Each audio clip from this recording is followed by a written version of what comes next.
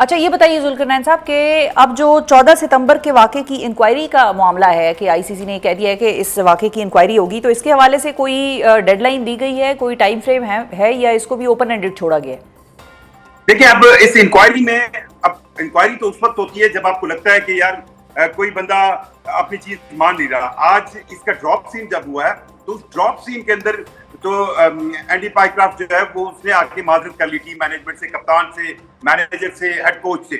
अब इसका एक आप कह सकते हैं कि एक खानापुरी आएगी, क्योंकि इसके बाद जाहिर बात है, क्योंकि एक चीज आईसीसी के पास एक मेंबर बोर्ड ने उनको नोटिस करवाई। उस नोटिस करवाने के बाद वो एक इंक्वायरी करेंगे और लग यही रहा है कि अब ये मामला कोई हल्के फुल्के जुर्माने के साथ जो है हल हो जाएगा। हाँ, ये है कि फ्यूचर में पाकिस्तान जो है वो एंडी पाइक्राफ्ट की बतौर मैच रेफरी उसको बर्दाश्त नहीं करेगा। और आज रमीज राजा ने भी जिक्र किया कि 90 मैचेस हैं इंडिया के जो इसमें मैच रेफरी एंडी पाइक्राफ्ट होता है। तो अब ये सबको पता चल गया, बात ओपन होगी, तो इस मैच रेफरी को लेकर तो पाकिस्तान फ्यूचर में कोई फैसला नहीं करेगा। एक चीज मैं और बताऊं कि आज एक काम अच्छा किया गया पाकिस्तान क्रिकेट बोर्ड की तरफ से। इस असाब की जंग में जब एंडी पाइक्राफ्ट को पहले ग्राउंड के अंदर भेज दिया गया ये शो कराने के लिए कि वही मैच रेफरी होंगे, पाकिस्तान ने अपनी टीम को रोक लिया।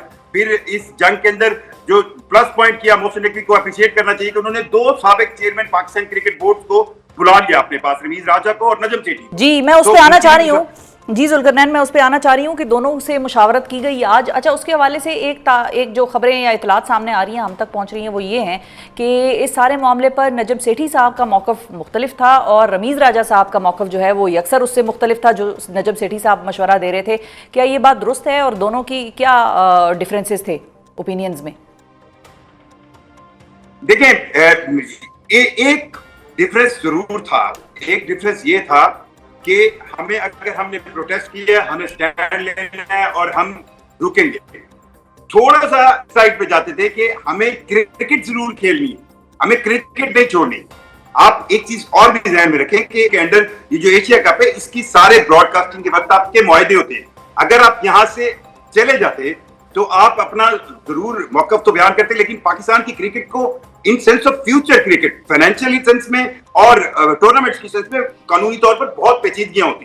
तो ये जरूर चाह रहे थे रमीज राजा कि हमें ये मैच खेलना है। सो इस दौरान नजम सेठी का ये मौकफ था कि अगर हम एक पॉइंट पे खड़े हो गए हैं तो हमें फिर उस पॉइंट पर खड़ा होना चाहिए। और इसमें एक किरदार है वसीम खान, जो जनरल मैनेजर है इस वक्त इंटरनेशनल क्रिकेट काउंसिल में। अब वो पाकिस्तानी निजात यूके सिटीजन है, पाकिस्तान क्रिकेट बोर्ड में भी रहे। उन्होंने एंड टाइम पर बहुत कलीदी किरदार अदा किया है और उन्होंने फिर ये एक रास्ता निकाला जिसमें वो एंडी पाइक्राफ्ट को लेके गए। इस दौरान पाकिस्तान टीम को वहां से चलवाया गया। टीम मतलब ये स्टेप्स थे कि एंडी पाइक्राफ्ट जो है वो ग्राउंड में आए तो पाकिस्तान ने अपनी टीम को रोक लिया। एंडी पाइक और इधर चेयरमैन पाकिस्तान क्रिकेट बोर्ड जो है वो मुशावरत में थे और बॉल टू बॉल कमेंट्री चल रही थी। अब एंडी पाइक्राफ्ट को ग्राउंड से वापस बुलाकर जब उनकी मीटिंग कराई गई पाकिस्तान टीम के मैनेजमेंट और कप्तान से, तो उस वक्त पाकिस्तान टीम को ये सिग्नल दिया गया, ओके आप गाड़ी में बैठे और चलें। So it was like this. Opinion जरूर चेंज थी, लेकिन मुझे यूं लगता है कि इस इश्यू में हम बहुत बहुत इज्जत के साथ विन किए। लेकिन अब जो आती है ना, अब आती है पाकिस्तान टीम की परफॉर्मेंस, वो अब हमें परफॉर्म करना पड़ेगा। और ये बात भी तय है कि हमें 21 सितंबर को भी इंडिया के साथ खेलना होगा।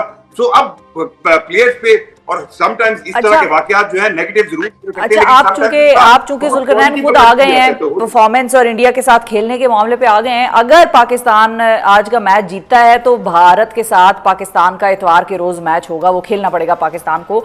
उस दिन के हवाले से मैं जानना चाह रही हूँ कि क्या पीसीबी को किसी तौर पर किसी किस्म की कोई एश्योरेंस या कोई यकीन दहानी कराई गई है कि भारत उस दिन पाकिस्तान से हाथ मिलाएगा, मुसाफा करेगा? देखिए, अब तो चीजें बहुत ज्यादा रेड एंड व्हाइट में क्लियर होंगी कि आप ब्लैक हैं, व्हाइट है, आप ग्रे हैं, क्या है। अब तो ये सारी चीजें आज आप देख लेना। जिस दिन पाकिस्तान इंडिया का मैच था, रवि शास्त्री टॉस के वक्त कमेंटेटर थे, वो अब इंडियन है। अगर आपको ये एतराज है तो बहुत सी चीजें आज एक इंडियन को नहीं खड़ा किया गया। इसी तरह उस मैच के लिए मेरा ये ख्याल है कि सारी चीजें पहले तय होंगी, क्या किया जाना होगा, क्या किया जाना नहीं होगा। और खासतौर पर ये सिर्फ एक मैच नहीं होगा।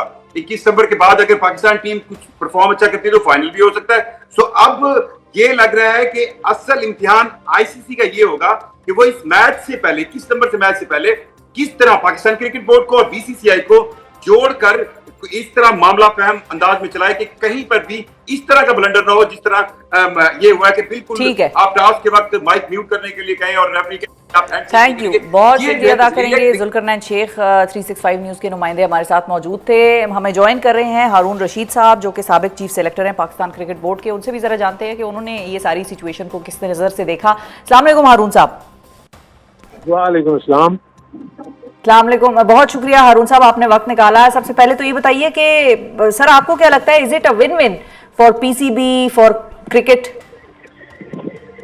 मेरे अपने नजदीक देखें इसको, अगर आप अभी फिलहाल मैं समझता हूँ कि बहुत प्रीमेच्योर है किसी भी चीज को ड्रॉ करना कि इसका क्या रिजल्ट आया क्या नहीं, क्योंकि जो बैकडोर पे जो चीजें हुई हैं उसका तो अभी तक किसी को पता नहीं है।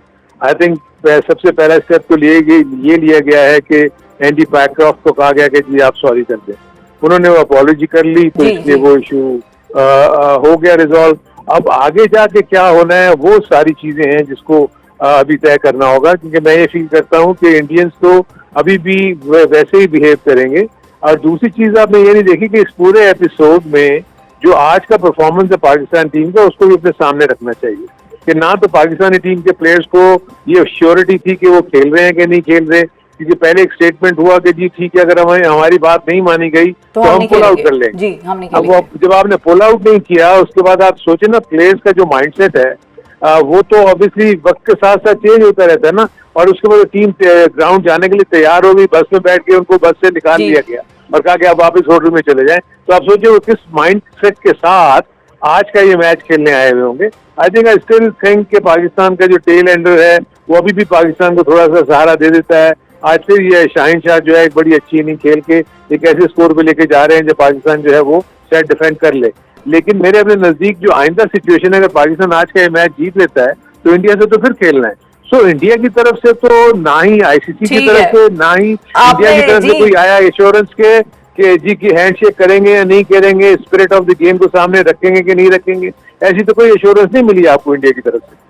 ठीक है। अच्छा हारून साहब, चूंकि आपने खुद मैच खेलने की बात कर ली तो मुझे भी ये था कि आज के मैच के ऊपर आपको कैसा लगा पाकिस्तान की कारकर्दगी? वो तो ठीक है सारी बात के हम प्रिंसिपल्स की बात कर रहे थे, एक बड़ा प्रिंसिपल स्टांस हमने लिया हुआ था, लेकिन अगेंस्ट यूएई पाकिस्तान आज बमुश्किल 144 तकरीबन रन जो है वो बना पाया है।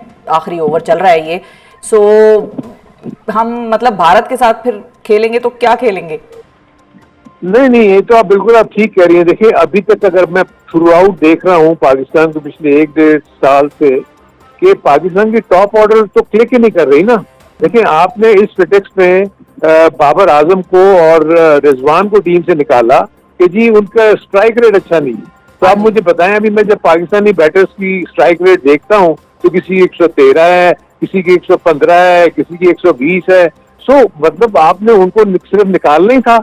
मकसद ये है कि आपके पास कोई ना कोई तो रीजन होना चाहिए था ना कि आपने उनको अगर निकाल दिया तो उसी क्वालिटी के प्लेयर या उनसे बेहतर क्वालिटी के प्लेयर आपके पास आते ना। आपके पास जो रिजर्व में पूल है वो तो यही है जो आपके सामने आप खेल रहे हैं। आपके इनके अलावा आपके पास प्लेयर्स नहीं है। सो आप इनसे एक्सपेक्ट कर रहे हैं कि अगर ये आगे जाके जो भारत की मजबूत टीम है उससे भी अगर ये मुकाबला कर सकेंगे तो मैं तो आई थिंक भारत ने काम ऐसा कर दिया है कि जिसका उनको फॉल बैक होगा और आगे जाके उनको प्रेशर आएगा तो पाकिस्तान हो सकता है उस प्रेशर का फायदा उठा के कुछ अच्छा परफॉर्म कर दे। लेकिन अगर ऑन पेपर देखें तो इंडिया की टीम तो बहुत स्ट्रॉन्ग। ठीक है, बिल्कुल ठीक है जी, बहुत शुक्रिया अदा करेंगे हारून रशीद साहब, साबिक चीफ सेलेक्ट क्रिकेट बोर्ड हमारे साथ मौजूद थे।